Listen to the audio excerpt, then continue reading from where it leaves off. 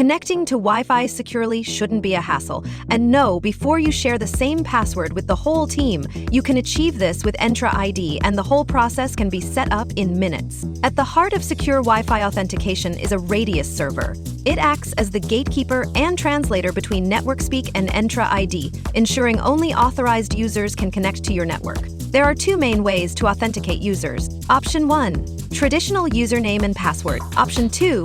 Certificate-based authentication, a more secure and modern approach.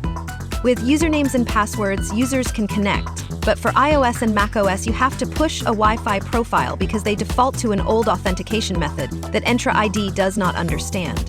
Certificate-based authentication for option 2, you need to use certificate-based authentication. Before you run, I am happy to tell you that certificates and PKI are not as scary as they used to be. In the age of the cloud, you can get all the infrastructure set up in 20 minutes.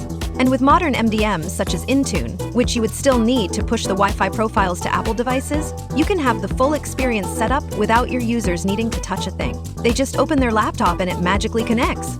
Sounds too good to be true? Watch this video on how one of our engineers sets everything up in less than 20 minutes, or if you prefer username and password, watch this other video on how to do it.